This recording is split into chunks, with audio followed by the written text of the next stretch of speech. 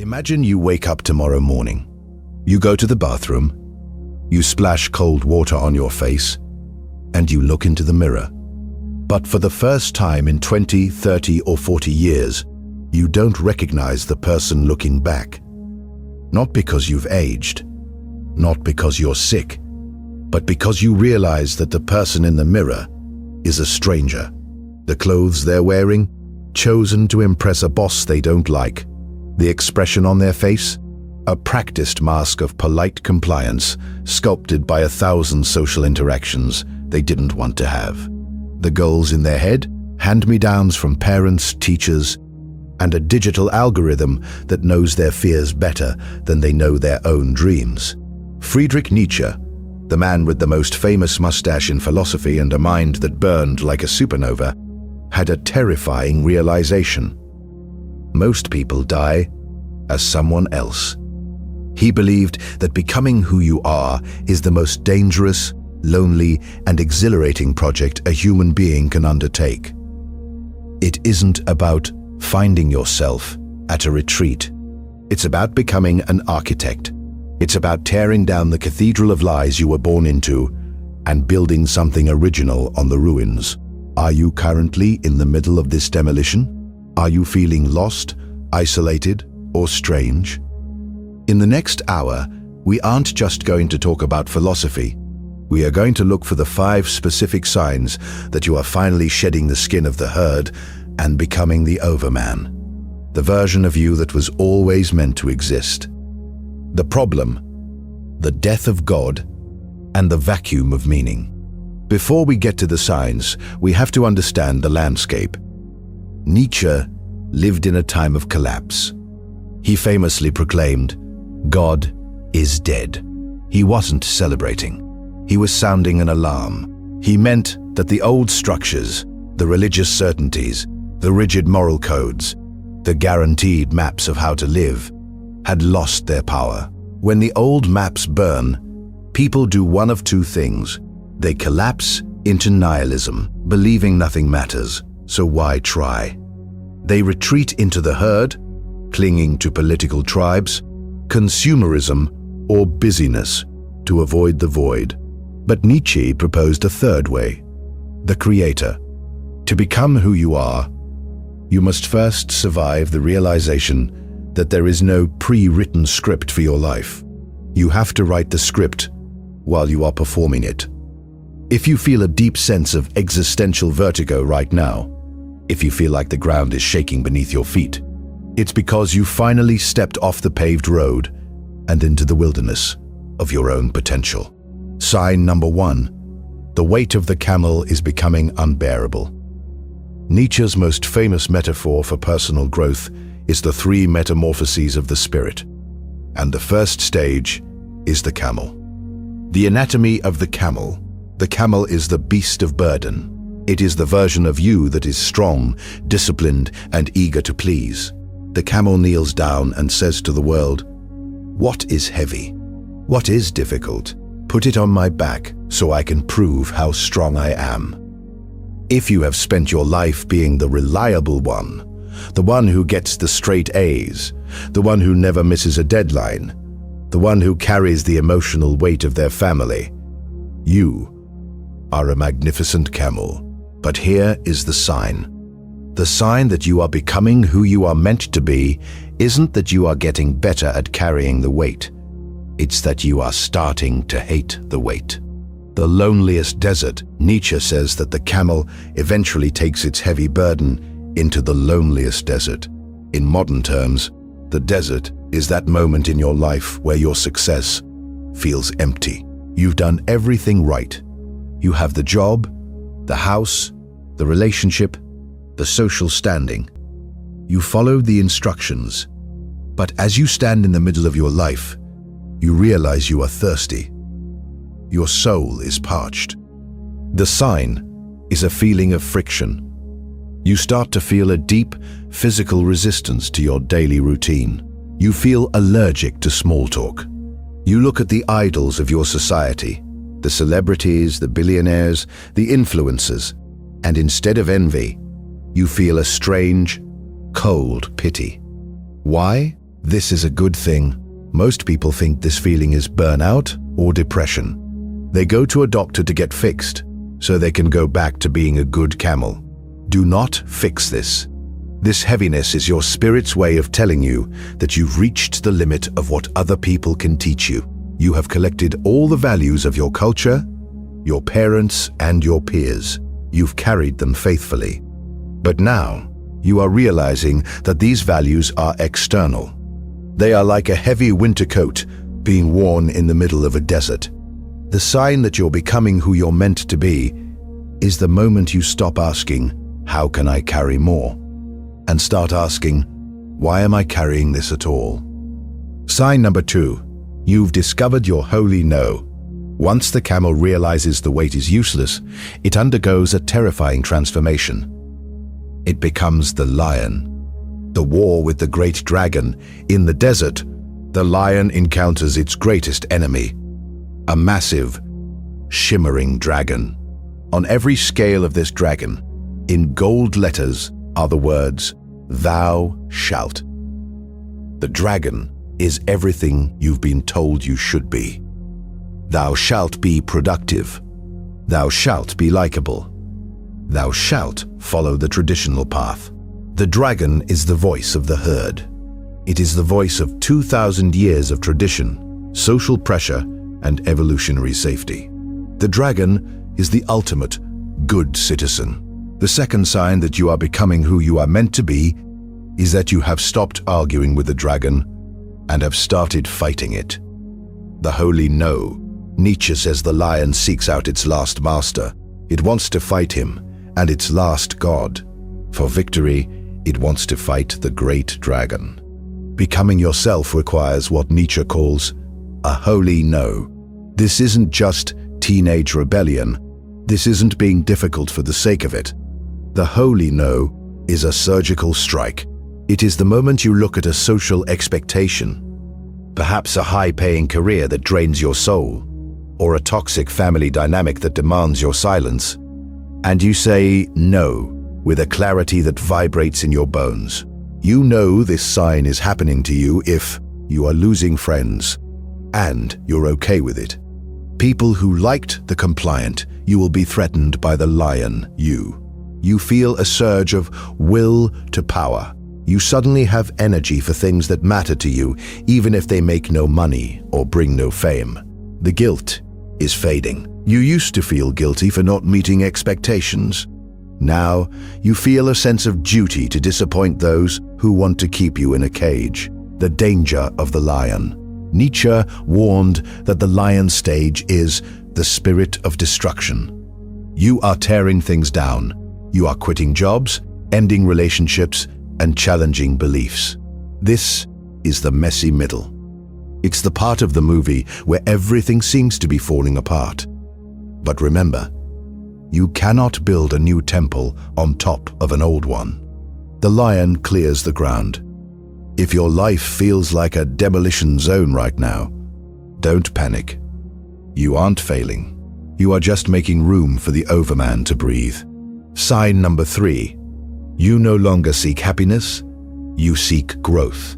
The third sign is a fundamental shift in your internal compass. Most people are motivated by the pleasure principle. They want to minimize pain and maximize comfort. They want a balanced life. They want to be happy. Nietzsche had a very different view. He said, "The discipline of suffering, of great suffering. Do you not know that only this discipline has created all enhancements of man so far?" The sign. You know you're becoming who you were meant to be when you stop asking for an easy life and start asking for a life that is worthy of your strength.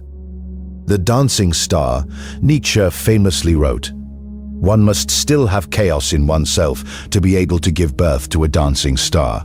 In our modern world, we are taught to medicate chaos. We are taught to organize it, schedule it, and suppress it. We think that becoming ourselves means being calm and centered. But the sign of true growth is that you've started to embrace your own turbulence. You realize that your darkness, your ambition, your intensity, your unconventional desires, isn't a bug in the system. It's the feature. You know this sign is present if you have stopped trying to be normal and started trying to be potent. You find yourself attracted to challenges that scare you. You've realized that happiness is just a byproduct of doing meaningful work, not the goal itself. Nietzsche's Overman, the Übermensch, doesn't look for a safe harbor. He looks for a storm that he can navigate.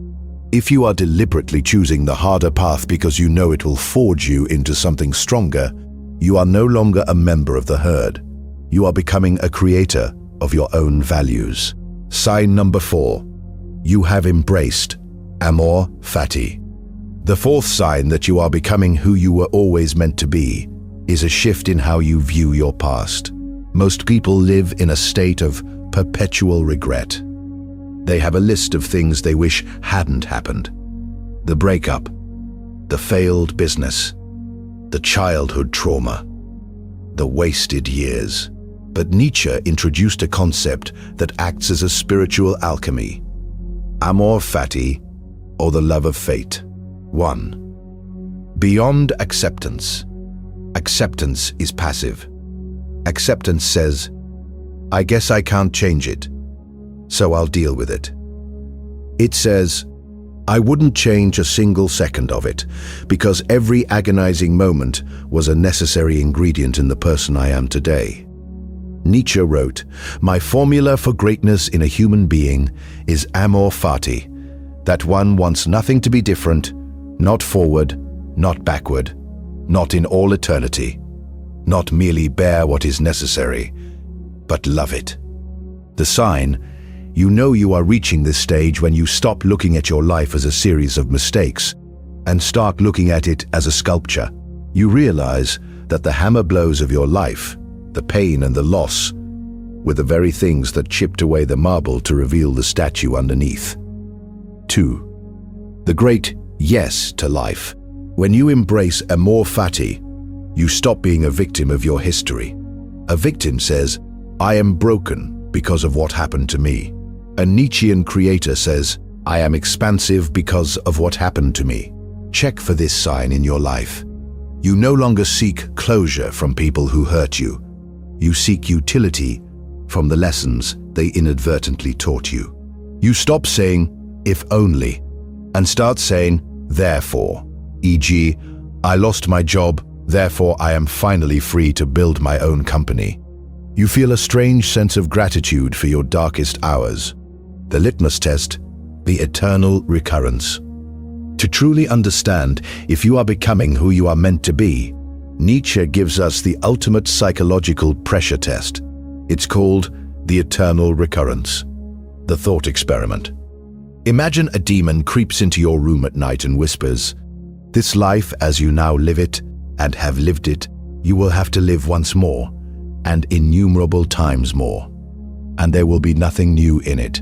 But every pain and every joy and every thought and sigh must return to you, all in the same succession and sequence.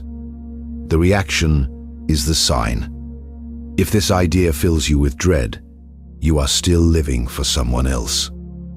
You are still a camel. If this idea fills you with a sense of sacred yes, then you have arrived. You are living a life that is so authentic, so bold, and so yours that you would be willing to hit the replay button for all eternity. Becoming who you are means living in such a way that you would never wish for a do-over. It means making choices so aligned with your core that you own them completely, forever. Sign number 5. You have become the child. After the camel, the worker, and the lion, the rebel, comes the final and most misunderstood stage, the child. Many people hear the child and think Nietzsche is talking about being childish or irresponsible.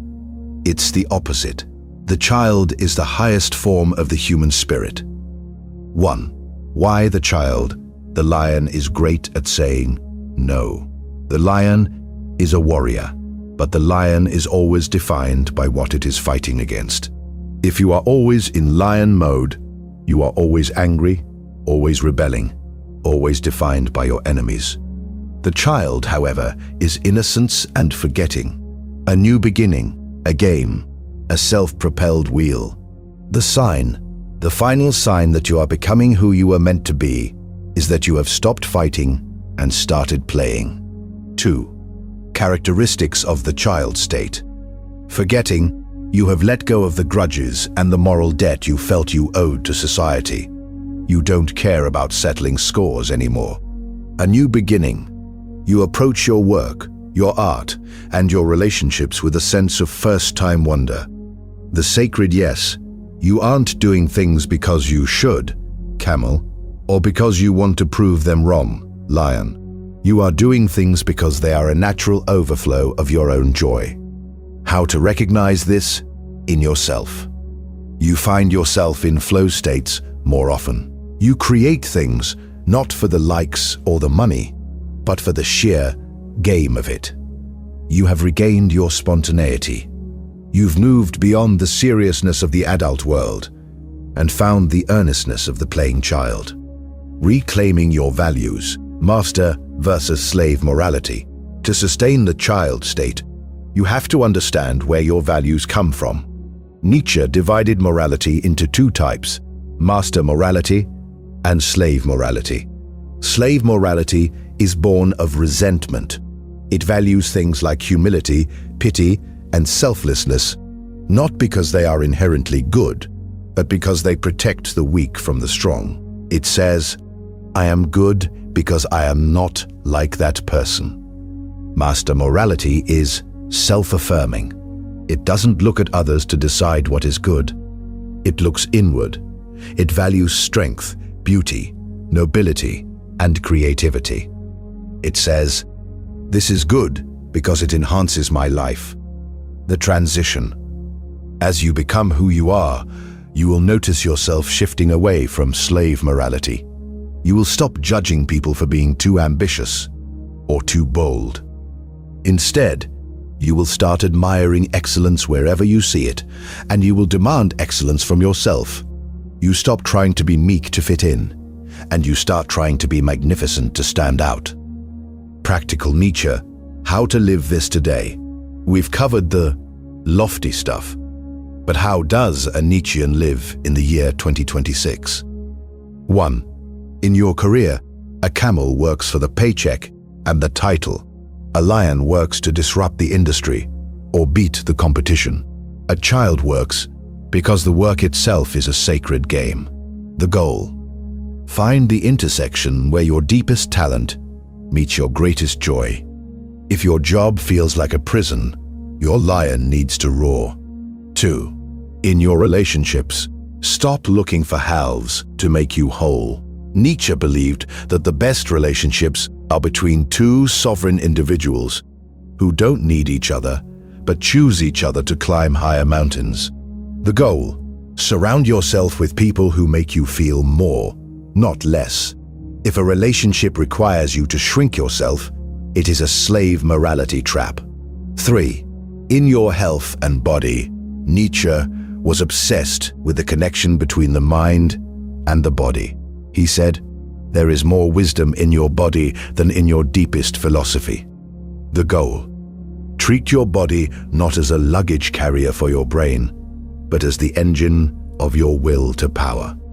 So, where do you stand? Are you still the camel kneeling in the dust, waiting for someone to tell you you're good? Are you the lion, angry and exhausted from fighting a dragon that you haven't yet realized is a phantom of your own mind? Or are you beginning to see the glimmers of the child? Becoming who you are is not a self-help hack. It is a self-overcoming war. It is the most difficult thing you will ever do, because it requires you to murder the comfortable version of yourself to let the extraordinary version be born. Nietzsche's final message to us is simple. Don't follow him. Follow yourself. He didn't want a Nietzschean movement. He wanted a world full of individuals who were brave enough to create their own suns, their own stars, and their own joy. The weight is heavy. The desert is lonely. The dragon is fierce. But on the other side of that holy no is a life that is truly, finally, and magnificently yours. Go forth, have chaos in yourself, and give birth to a dancing star.